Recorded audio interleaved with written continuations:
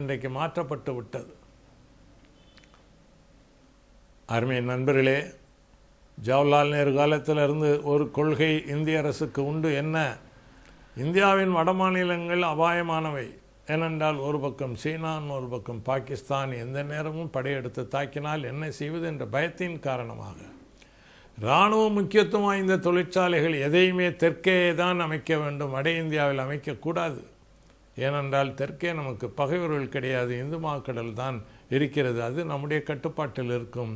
ஆகவே நாம் அத்தனை இராணுவ முக்கியத்துவம் வாய்ந்த தொழிற்சாலைகள் எல்லாம் தெற்கே அமைக்க வேண்டும் என்று சொல்லி அமைத்தார். நம்முடைய தமிழ்நாட்டில் சென்னையில் ஆவடி டாங்கி தொழிற்சாலை, திருச்சியிலே துப்பாக்கி தொழிற்சாலை, அதே போல் பெங்களூரிலே விமான உற்பத்தி சாலை, ஆந்திராவிலே ஏவுகணை தளம், இப்படியெல்லாம் எல்லாம் தெற்கே தான் வந்தது. அணு உலைகளும் தெற்கே தான் அமைக்கப்பட்டிருக்கின்றன. ஆனால் அத்தனைக்கு எந்த பகுதி அபாயமில்லாத பகுதி என்று சொல்லி இத்தனையும் அமைத்தீர்களோ அந்த பகுதி இன்றைக்கு அபாயகரமான பகுதியாக மாறி இலங்கையிலே சீனாவும் பாகிஸ்தானும் இன்றைக்கு கால் ஊன்றி விட்டன. நம்முடைய நிலைமை என்ன? எதிர்காலம் என்ன? இந்திய அரசு செய்த முட்டாள்தனத்தின் விளைவாக இது நேர்ந்திருக்கிறது என்பதை இன்றைக்கு உணர தலைப்பட்டிருக்கிறது. இந்தியாவெங்கும் இந்த அபாயத்தை குறித்து எச்சரிக்கை அடைந்திருக்கிறார்கள், எல்லோரும் கண்டிக்கிறார்கள். ஆக சீனாவின் பிடியிலே இலங்கை போய்விடக்கூடாது என்பதற்காகத்தான் இதை நாங்கள் செய்தோம் என்று இந்திய அரசு சொல்வது ஏமாற்று வேலை. இவர்கள் ஏமாந்து விட்டார்கள். சீனாக்காரன் பிடியிலே இலங்கை போய் நீண்ட காலமாகிறது. இன்னும் நிறைய சீனாவுக்கு எந்தெந்த வகையிலே அங்கே ஆதிக்கம் ஏற்பட்டிருக்கிறது என்பதை ஆதாரபூர்வமாக நிறைய விஷயங்கள் வந்திருக்கின்றன. அருமை நண்பர்களே, அடுத்து இந்திய அரசு என்ன சொன்னது? ஈழத்தமிழர் போராட்டத்தை ஆதரிப்பது என்பது தமிழ்நாடு பிரிந்து போவதற்கான உணர்வை ஊக்குவிக்கும் என்று இந்தியா சொன்னது. நான் அவர்களுக்கு ஒன்றை திட்டவட்டமாக தெளிவாக சொல்லிக்கொள்ள விரும்புகிறேன். இலங்கையில் உள்ள தமிழர்கள் அவர்கள் இரண்டாந்தர குடிமக்களாக நடத்தப்பட்டதாலும் ஒடுக்கப்பட்டதாலும் உரிமையற்று போனதாலும் அவர்கள் அங்கே தமிழீழ தனிநாடு வேண்டும் என்ற கோரிக்கையை முன்வைத்து போராடுகிறார். ஆனால் அதை பார்த்து தமிழ்நாட்டு தமிழர்கள் இருந்து போக வேண்டும் என்ற எண்ணம் பெற வேண்டியதில்லை. அதற்கு முன்னாலேயே இங்கே என்ன நடக்கிறது? இந்தியாபுரம் ஒன்று, இந்திய மக்கள் அனைவரும் ஒரு தாய் வயிற்று மக்கள் என்று மூச்சுக்கு மூச்சு தேசிய ஒருமைப்பாட்டை பற்றி உபதேசம் செய்கிற இந்திய அரசும் அகில இந்திய கட்சிகளும் இந்த பிரச்சனையிலே என்ன செய்தன? இந்தியாவில் ஒரு மாநிலமாக இருக்கக்கூடிய கர்நாடகம் காவிரியில் நமக்கு தண்ணீர் தர மறுக்கிறது. உச்சநீதிமன்றம் தீர்ப்பளித்தாலும் நடுவர் மன்றம் தீர்ப்பளித்தாலும் அவன் தமிழகத்திற்கு நியாயமாக உரிய நீரை அளிப்பதற்கு மறுக்கிறான். அதே போல் கேரளம் அங்கே பெரியாற்று அணை நீரை அளிப்பதற்கு மறுக்கிறது. அண்டை மாநிலங்களே தமிழகத்தை வஞ்சனை செய்வதை இந்திய அரசு வேடிக்கை பார்த்து கொண்டிருக்கிறது. உச்சநீதிமன்றத்தின் தீர்ப்பை மதிக்க வேண்டும், இல்லாவிட்டால் நடவடிக்கை எடுப்பேன் என்று சொல்ல வேண்டிய இந்திய அரசு வேடிக்கை பார்க்கிறதே. இதுதான் தமிழகத்திலே இருவினை உணர்வை வளர்க்குமே தவிர ஈழத்தமிழர்கள் பிரிந்து போவதனாலே நாங்கள் பிரிந்து போவோம் என்று நினைக்க மாட்டோம். அது அல்ல பிரச்சனை. வேண்டுமென்றே பிரச்சனையை திசை திருப்பி குழப்புவதற்கு முயற்சி செய்கிறார்.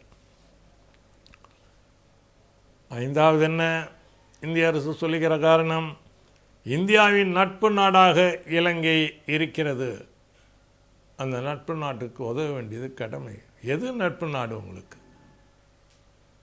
1962ஆம் ஆண்டு சீனா இந்தியாவின் மீது படையெடுத்த போது அன்றைக்கு இலங்கை அரசு என்ன செய்தது? மலேசியா போன்ற நாடுகள் எல்லாம் இந்தியாவுக்கு ஆதரவாக எழுந்தபோது இலங்கை அங்கே நடுநிலை வகுப்பதாக சொல்லி மறைமுகமாக சீனாவுக்கு ஆதரவாக நின்றது. 1971ஆம் ஆண்டு வங்கதேச போராட்டம் நடைபெற்ற போது இலங்கை பெரும் துரோகம் செய்தது. இந்தியாவின் மேலாக பாகிஸ்தான் விமானங்கள் பறந்து செல்ல முடியாத நிலைமையில்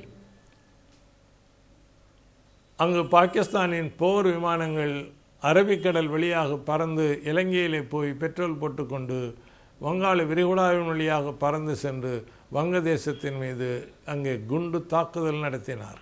அதற்கு இலங்கை அனுமதித்தது. இந்த நாடா இந்தியாவின் நட்பு நாடு. சந்தர்ப்பம் கிடைக்கும் போதெல்லாம் சிங்களவர்கள் இந்தியாவுக்கு எதிராக தான் இருந்திருக்கிறார்கள் என்பதை வரலாறு சொல்லுகிறது. ஆனால் ஈழத் தமிழர்கள் என்றைக்கும் இந்தியாவின் உண்மையான நண்பர்களாக விளங்கி வந்திருக்கிறார்கள், எதிர்காலத்திலும் விளங்குவார்கள். சீன ஆக்கிரமிப்பின் போது தந்தை செல்வா அவர்கள் சொன்னார்கள், சீன ஆக்கிரமிப்பாளர்களை எதிர்த்து போராட இந்தியாவுக்கு உதவி செய்ய இங்கிருந்து ஈழத்திலிருந்து நான் 10,000 தமிழர்களை திரட்டிக்கொண்டு இந்தியா செல்வேன் என்று அவர் சொன்னார். அவரை சிங்கள அரசு தடுத்து நிறுத்தியது. ஈழத்தமிழர்கள் தமிழ்நாட்டை அவர்களின் இரண்டாவது தாயகமாகத்தான் கருதுகிறார். அப்படி இருந்தும் அந்த தமிழர்களை படுகொலை செய்வதற்கு எல்லா வகையிலும் துணை நின்ற இந்திய அரசு இலங்கையின் நட்பு நாடு என்று சொல்வதன் மூலம் அது தன்னையும் ஏமாற்றிக் கொள்கிறது, உலக மக்களையும் ஏமாற்றுவதற்கு முயற்சி செய்கிறது என்பதை நான் வேதனையுடன் சுட்டிக்காட்ட விரும்புகிறேன். அருமை நண்பர்களே, இந்த போரில் நமக்கு ஏற்பட்ட பின்னடைவின் காரணங்கள் எவை என்பது குறித்து சிலவற்றை நான் உங்களுக்கு சொன்னேன். ஆனால் இந்த போரில் நமக்கு ஏற்பட்ட இந்த பின்னடைவு என்பது தற்காலிகமானது. இத்தனை நாடுகள் ஒன்று கூடி இராணுவ வலிமையின் மூலம் நமக்கு பின்னடைவை ஏற்படுத்தினார்கள். ஆனால் இதிலிருந்து நாம் மீண்டாக வேண்டும். மேலும் வழி நமக்கு தெரியும். தமிழீழ தேசிய தலைவர் பிரபாகரன் இதற்கு முன்னால் இதைவிட சிக்கலான நிலைமைகளை எல்லாம் வெற்றிகரமாக சமாளித்தவர்.